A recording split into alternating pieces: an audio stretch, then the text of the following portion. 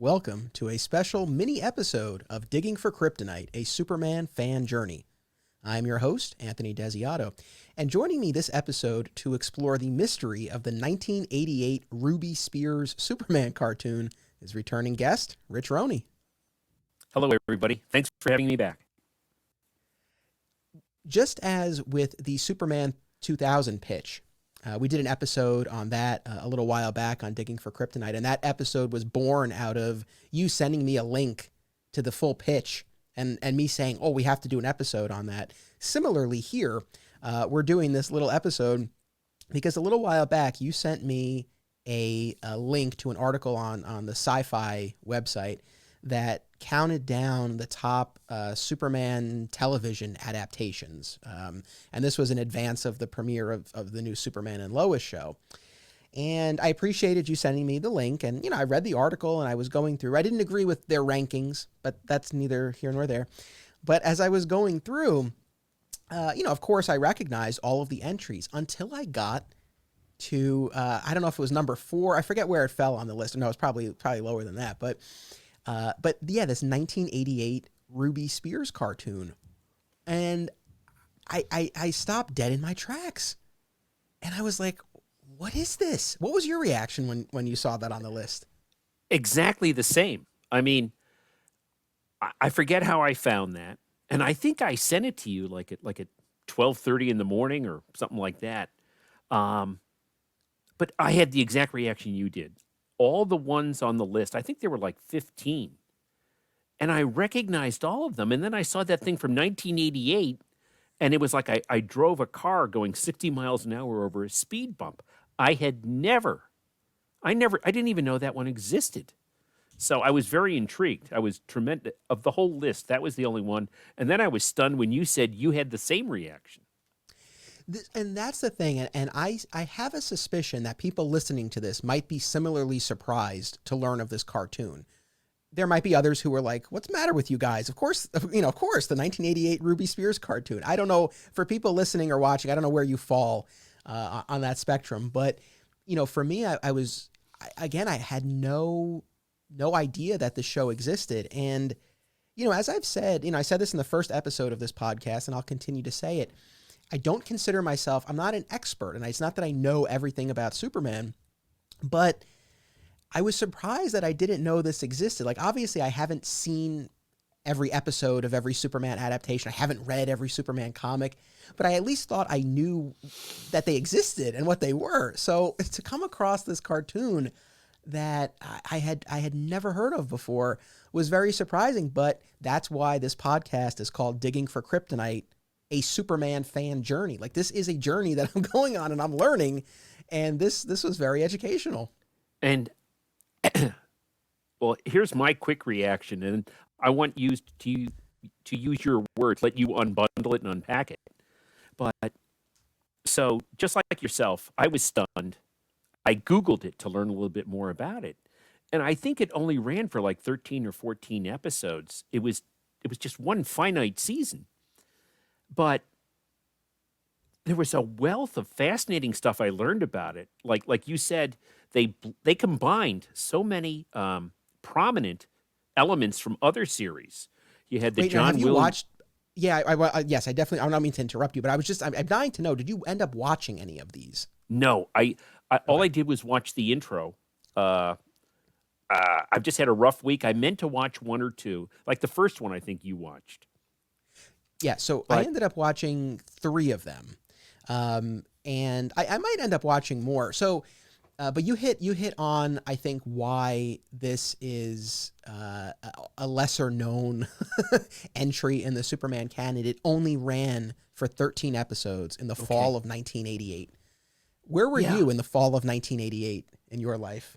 I was working in Michigan. I was out in Lansing, Michigan. And I have to be candid. I was probably 33 years old, something like that. 33 years old. Sunday morning animated cartoons were not high on my list. Kind of working off Friday night's hangover was my primary thing on a Saturday morning. But if I may, two things I want to say, and then I want you to challenge and question, and let's converse. The two things that went through my mind are, one, I loved how they tapped into prominent elements from former series, like they had the John Williams music. They had the intro to the Adventures of Superman, that whole like 30-second intro, mild-mannered reporter. Um, and then the other thing, this was from a timing standpoint, just after John Byrne did the Man of Steel. He kind of dusted all the rust off, and he went back to basics. And there was a lot. I could remember being in comic book stores in East Lansing, where people in the stores were talking about Byrne kind of revitalizing Superman. So there was a lot of buzz about the John Byrne retrofit. That was, again, I admired them for tapping into those elements, the music, the intro, and they I think that really lended just a fantastic pedigree to this. What stunned me is that it only ran for 13 episodes, because I thought this had such a recipe for success. I mean, you had it on CBS, they had a long history with Superman. In the 1960s, they had 3 or 4 seasons of Filmation Superman cartoons. You had Ruby Spears, which was like the preeminent production company. And then you had some great creative talent between Marv Wolfman and Gil Kane. And you had the whole Byrne element with there was a lot of buzz. So if I had to bet money, I would have bet this horse to win the race. I was just surprised it only lasted for 13 episodes. It is really surprising, and you and I had spoken about this off mic, because it's exceedingly rare for a Superman project to have that short of a run, to fail. I mean, that quickly. Most recently there was that Krypton show on Sci-Fi, which I've not seen, but I will be watching for this podcast probably next year. But that ran 2 seasons and that got canceled. But even that was 2 seasons. I mean, one 13-episode season is very little for a Superman project. So yeah, it only aired in the fall of '88. So I had a similar reaction. So I think before anything, I watched just the opening credits on YouTube. Oh, and let me lay this out for anyone who's really curious. So if you want to watch any of this cartoon, the opening sequence is on YouTube. There might be some clips from episodes, I'm not sure, but there is a DVD set of the complete series that is still readily available, I believe. You can also buy the episodes digitally on Amazon Prime. Look, I sound like I work for Warner Brothers. I get no cut of this. I'm just, in case anyone really wants to know where they can find it. And then actually the way I watched was on the streaming platform Tubi, which is a free ad-supported streaming platform, and they have licenses for a whole host of shows. And I couldn't believe that they had this, but they do.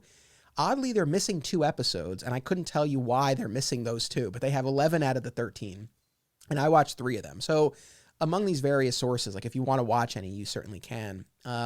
It's my impression of it is, it's an 80s kids cartoon. So I think, you have to go in with realistic expectations. But within those parameters, I actually thought it was a relatively strong entry. I mean, of the 3 that I watched, was I engrossed by it? No, not necessarily. But I found it entertaining in its own way. And it was especially fascinating sort of as this historical artifact. More than anything else, the historical perspective was really interesting to me. I really felt like I was discovering something. And I don't think we're alone in not knowing about this, because, over the years, you think about all the articles we've read or books or, documentaries, special features on Superman sets and things like that. And to the best of my recollection, this has never come up. So I really think this is a pretty under the radar for the Superman canon. But I echo everything you said. That was my first impression watching even just the opening credits was you get a rearranged version of the John Williams score from Superman the movie.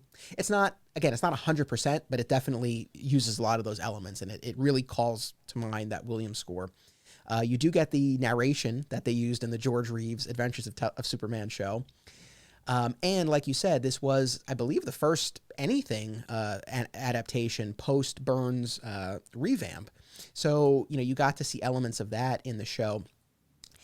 It's not fully the Byrne version, though, which was interesting. And I saw this as I was watching the episodes. Like, the Clark that they show us in this series is very much the, like, bumbling, weak Christopher Reeve the Silver version. Age.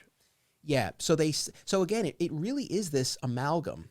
So you do have that version of Clark, but And I think where you see the biggest influence of Byrne is in its depiction of Lex Luthor. So the Lex in this is the billionaire industrialist. He's not the mad scientist. interesting. And I did through Google, and I saw some images. I did listen to the intro, and like you said, the Williams music. It's very reminiscent of the 1977 Superman movie. But they, like you said, it seemed to have Clark in the Silver Age blue suit with the white shirt and red tie. I will say the other thing that really surprised me is I read that Marv Wolfman was like the what would you call it, the showrunner, or he was Yeah. like the He editor was for like this. the head writer. Yeah. Yeah, and then Marty Pasco wrote some episodes. And two things I'll say. On the DVD set, they clearly have a Byrne image from Man of Steel, kind of as the big image on the front of it. But I saw a number of depictions that Gil Kane, and you know I love Gil Kane as an artist, he did a lot of the layouts and formats and prototypes. And I could definitely see his influence in some of the animation. I could tell it was him. But here you had these two big names, Marv Wolfman and Gil Kane. Both were very, very recognized. So they really did bring in some good creative talent. I don't have any science for this, but those guys must have thought, hey, we've hit the mother lode. CBS, Ruby Spears, we've got 3 or 4 years, you know.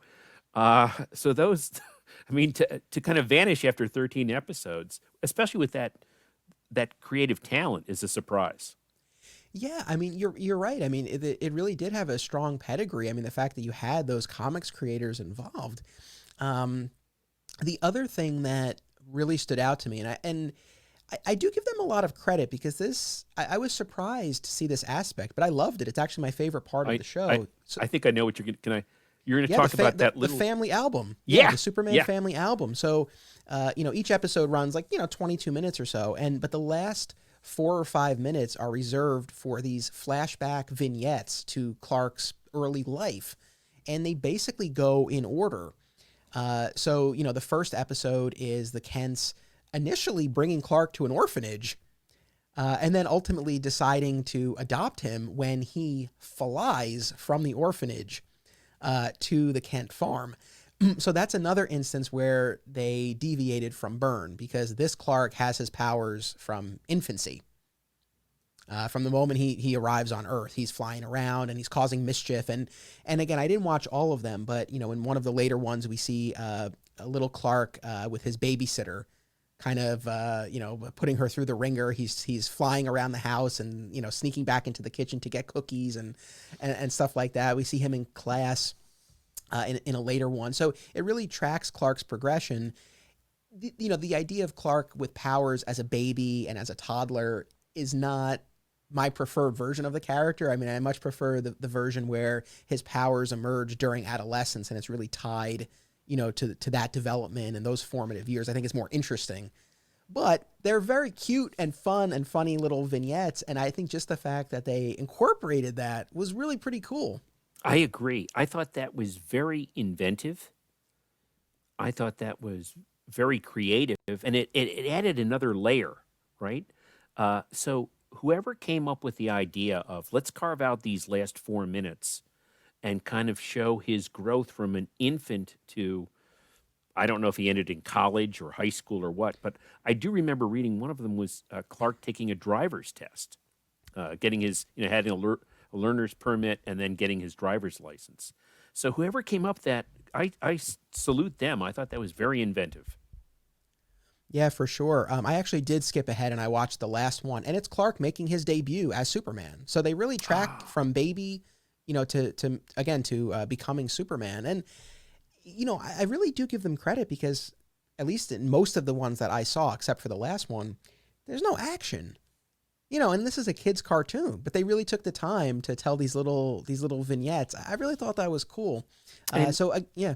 I can't think of any other, and we've both. Your poor listeners are probably sick of hearing me talk about Superman, but Oh. we've really thoroughly analyzed this. I can't think of anything else. Maybe now and then some of the comic books in the 70s or early 80s where they did the Adventures of Superboy.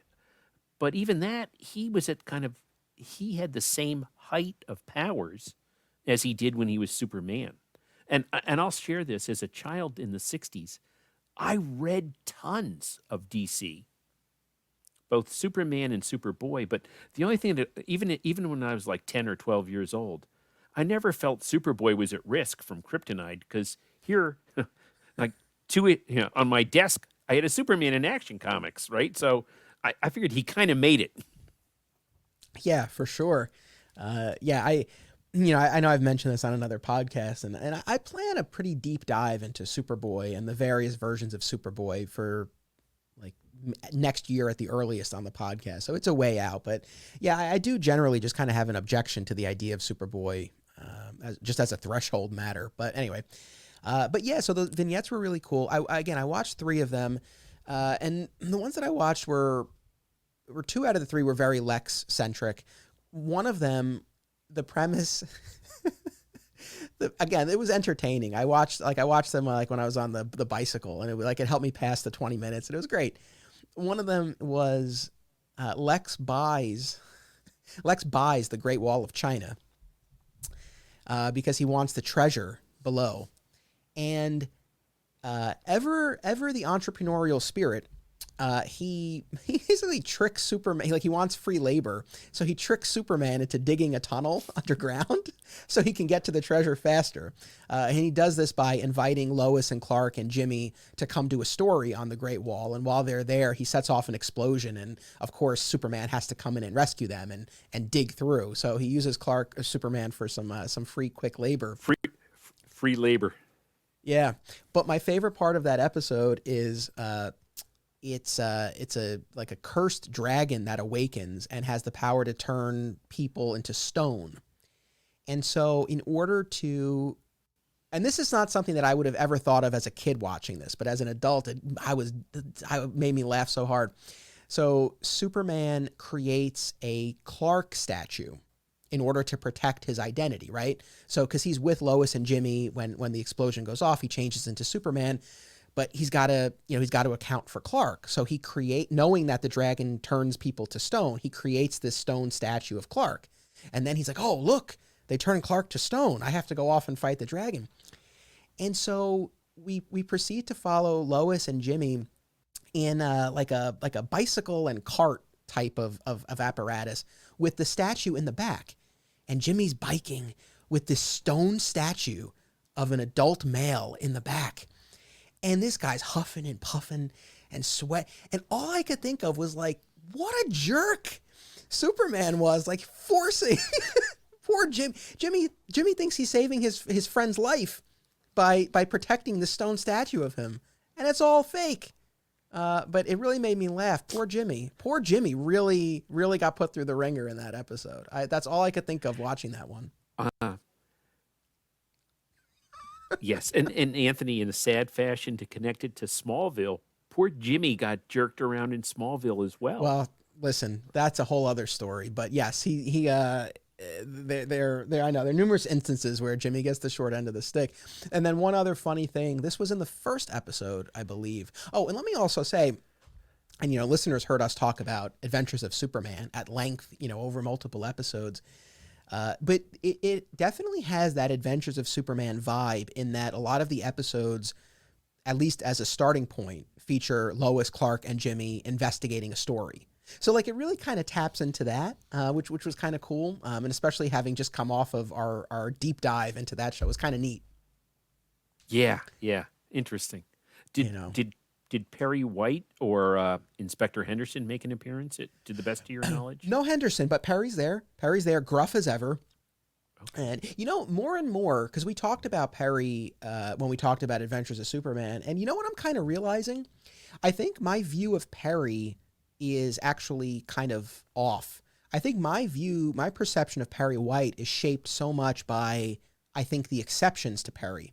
Because I grew up watching Lois and Clark, The New Adventures of Superman, and that Perry was a softer Perry, I feel. Like, there was some gruffness, but I feel like there was, or maybe this is just my memory of it, but I feel like there was, more of a paternal role that he played. And then he only made a couple of appearances on Smallville, but that was, again, I think overall like a softer one. But especially watching Adventures of Superman and this cartoon and like certain other, like, he is exceedingly gruff. So I think that my view of Perry, I don't think quite matches up with the majority of the depictions. I'll say that, but he is there. Interesting. But in the first episode, this made me laugh so hard. Again, just a silly little thing, but Lois, Clark, and Jimmy are in the Daily Planet news van, and Lex has created an earthquake. So there's this huge crater, and their van falls into the crater, and it starts to fill with lava. And Lois and Jimmy, crawl out, and Clark changes into Superman, and he helps them get the rest of the way, up onto the road. And they're like, Clark is still in there. So we follow Superman as he goes into the van, and the Clark Kent clothes are still there. So he wraps, he grabs up the clothes, and then he wraps his cape around the seat cushion. And he flies up, and he's holding, I don't know, the image of it just really made me laugh, where it looks like he's holding a dead body. I mean, it's a cushion fully wrapped in a cape, right? To make it look like a body.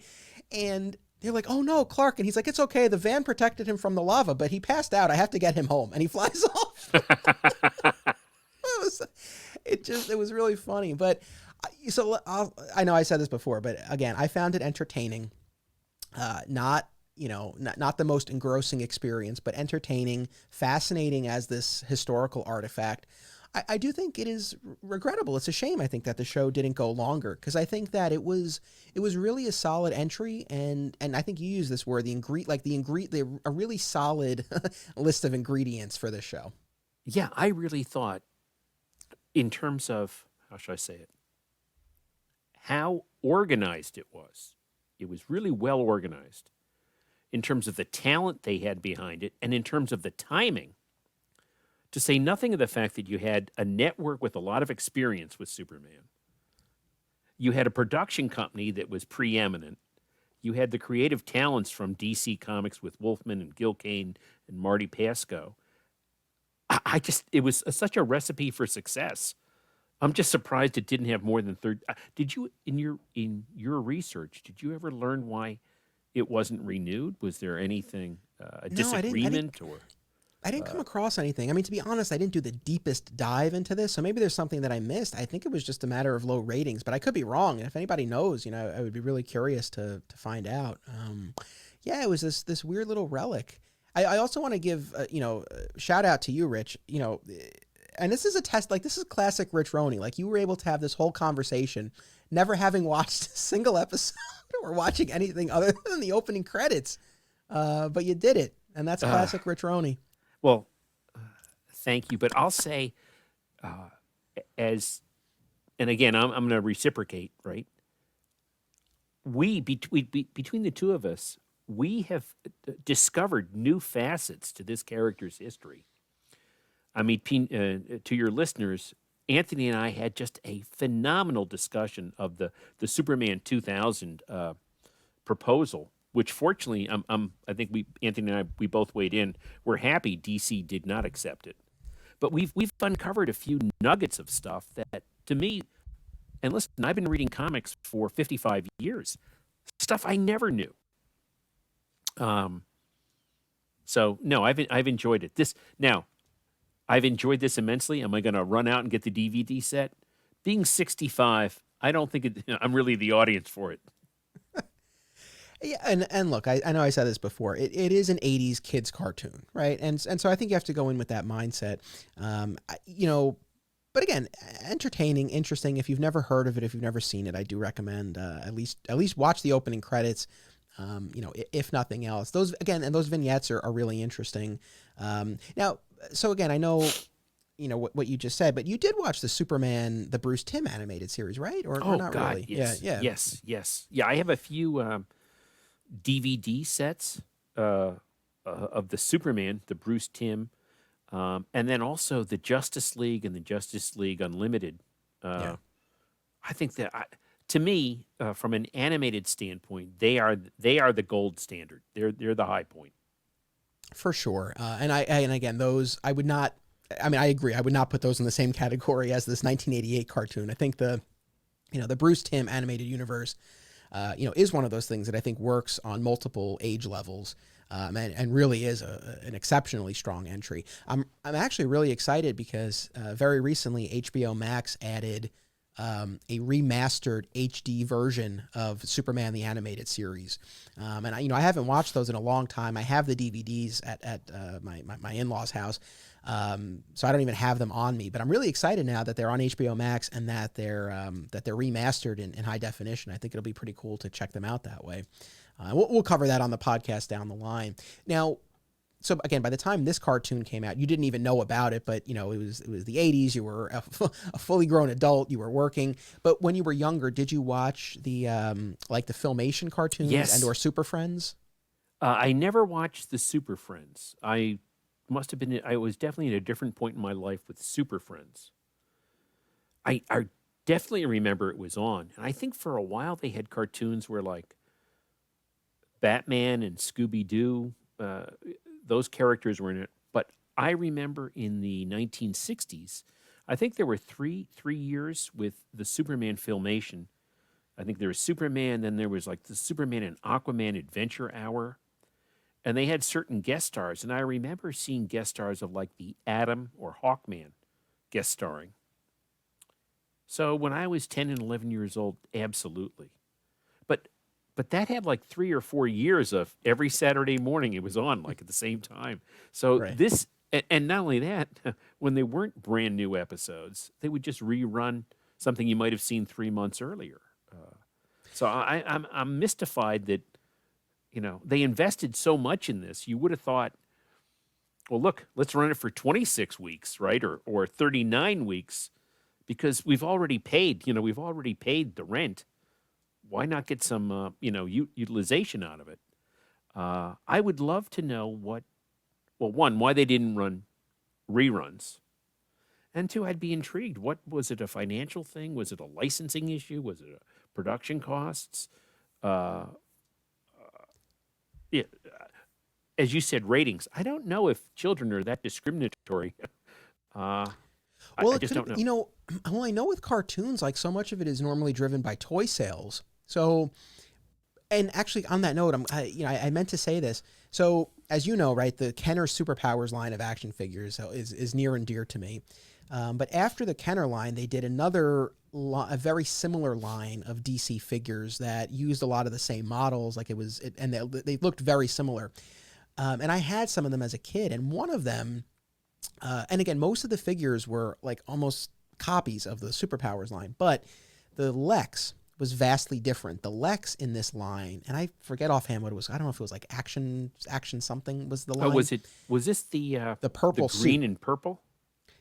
So in this version of Lex, it was just like the purple jacket, and I think he had a kryptonite ring, which was completely removed from the Superpowers Lex in the green battle suit. And that's I think that purple imagery is used in this Superman cartoon. So I think that line of figures might have had a connection to this. I would have to do a little more digging, but in any event, I mean, yeah, maybe it was their merchandising, opportunities weren't there or weren't paying the dividends they wanted. I know that's often a big thing with cartoons is toy sales. Yeah. The only thing I'll say, Anthony, as I said, I can remember going into, I forget the name of it, but there was right next to the Michigan State University, there was a really good store in East Lansing, a really good comic store.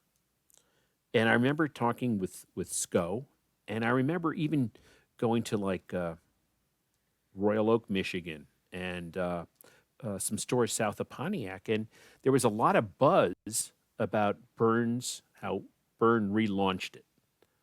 So I'm surprised that they didn't, there wasn't syncing up syncing up with animated figures or action figures. It's kind of mysterious, but not so mysterious that I'm going to investigate it further. Fair enough. Well, look, I appreciate you sending me that link. We ended up getting a little episode out of it, but also, again, it filled in a gap in my fandom that I didn't even know I had.